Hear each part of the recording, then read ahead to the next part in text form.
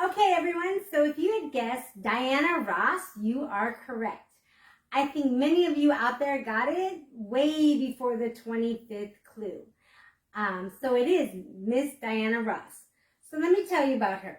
Let's see. She's the pride of Detroit. Diana Ross made her mark on the music scene with the Supremes in the early 60s before going on to have an outstanding solo career as a singer and actress. Throughout the ups and downs of her life, Ross' iconic songs, beauty, stunning voice, and elegance throughout her over 50 years of performing have made her one of the brightest shining lights in American music history. So let me give you a little bit of history about her. Diana took to performing from an early age and gained experience singing with the choir at her Baptist church. When at 15 years old, she joined a singing group with her friends Mary Wilson, Florence Ballard, and Betty McGlown. Known initially as the Primettes, the women were a sister group to the Prince, a male singing group that would go on to become the Temptations. Wow, tons of talent all around each other. So with the Primettes, Diana Ross and friends quickly attracted the attention of some of music's top executives, including legendary Motown Records founder Berry Gordy. Gordy would tell years later of the time that he first heard Diana Ross's voice, or singing, saying that her beautiful voice stopped him right in his tracks. However, the girls' young ages prevented Berry from signing them to the label until they had finished high school. But they could be background vocals for other singers. They just couldn't be signed. All right, so then the Supremes. In 1960, Diana Ross and the Primettes were gaining experience in the music business and were on the cusp of breaking out. In addition to vocals, Ross did the group's hair and makeup for performances, and she also designed their costumes. At this time, Betty McGlown left the group and was replaced by Barbara Martin, and the group was allowed to start recording their own songs in the studio, not just backing up other vocalists. Finally, in 1961, Berry Gordy agreed to sign the Primettes to the label under one condition. They had to change their name.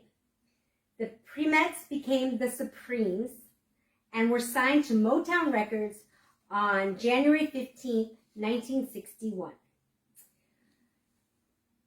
In 1962, Barbara Martin left the group, and the Supremes became a trio.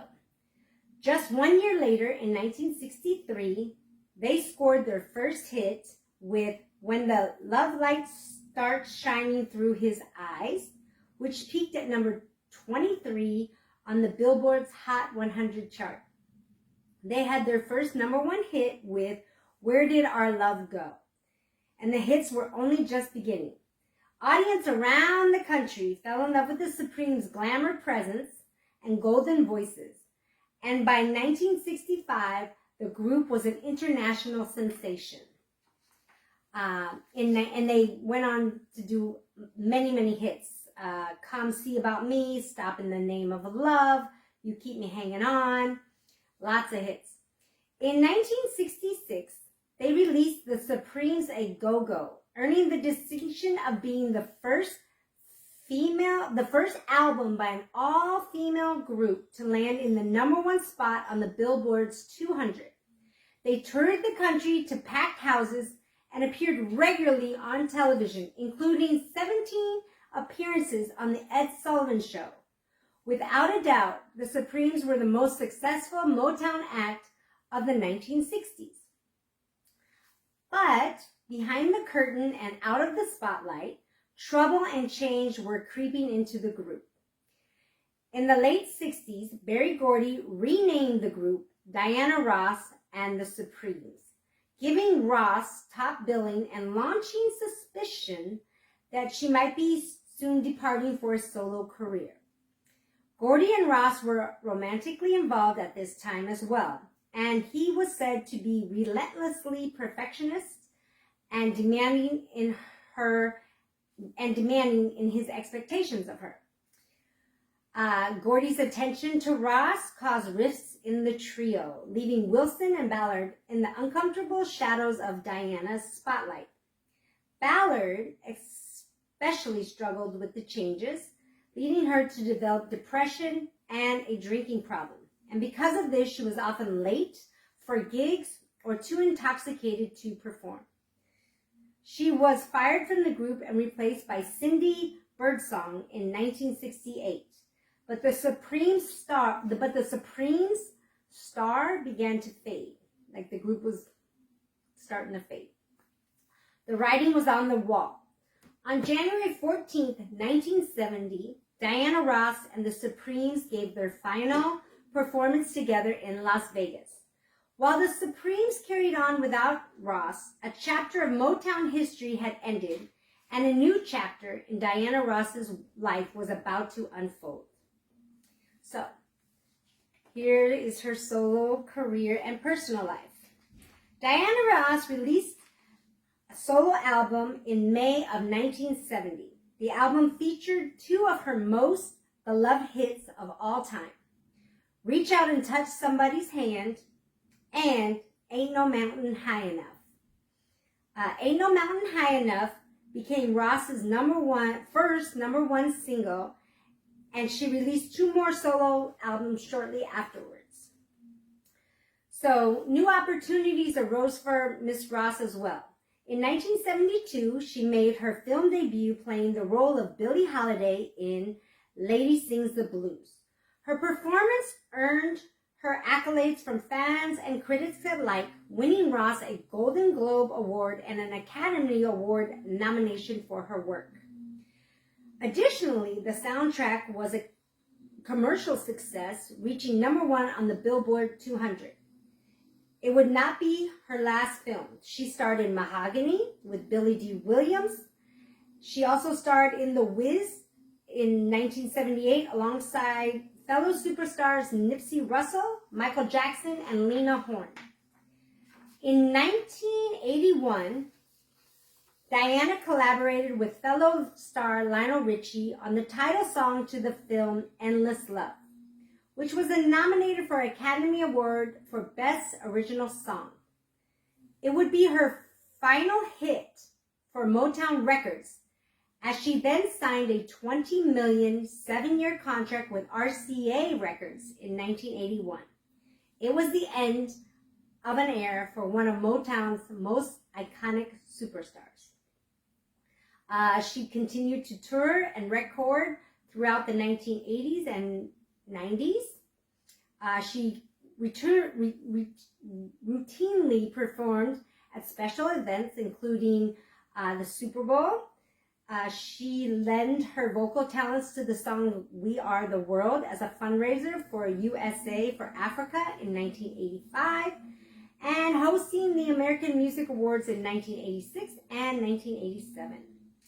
Let's see. Legacy. It's hard to overstate the influence Diana Ross has had on American music. Hit after hit, year after year, her voice and style have paved the way for countless other performers who grew up idolizing her, from Michael Jackson to Beyonce. Her life story is interwoven with that of the story of Motown itself, and has been told on screen and on stage in countless productions, including Motown the Musical and Dreamgirls. Her impressive list of achievement reflects her star power as well. She is one of only a few people to have 2 stars on the Hollywood Walk of Fame, one for her work with the Supremes and one for her solo achievements. In addition, she was also inducted into the Rock and Roll Hall of Fame in 1988, received a Lifetime Achievement Award from the Recording Academy in 2012, and received the nation's top civilian honor, the Presidential Medal of Freedom from President Barack Obama in 2016. A true legend of Motown, Diana Ross continues to perform and tour around the world, influencing all new generations of music lovers with her beautiful voice and effortless grace. I do have a few of Diana Ross quotes one that I really like. Her quote, she is quoted as saying, "You can't just sit there and wait for people to give you that golden dream. You've got to get out there and make it happen yourself." Another quote she has is, "A reporter once asked me if I ever cried. I wonder if people think I'm just as hard as a rock and have no emotions at all." Another quote is, "If I have someone who believes in me, I can move mountains." That's very good. Another quote of hers is, "I can be a better me than anyone can." Let's see, and the last quote she has, or two last quotes she has. "You know, you do need mentors, but in the end, you really just need to believe in yourself." Yes. And her last quote that we have is, "I really deeply believe that dreams do come true. Often, they might not come when you want them. They come in their own time." So, thank you for joining me for Who Am I? It is Miss Diana Ross today. She is an amazing woman, and she has had an amazing career and done amazing things in her life. And I believe that too. Dreams do come true. They might not come right when you want them, but they eventually will come.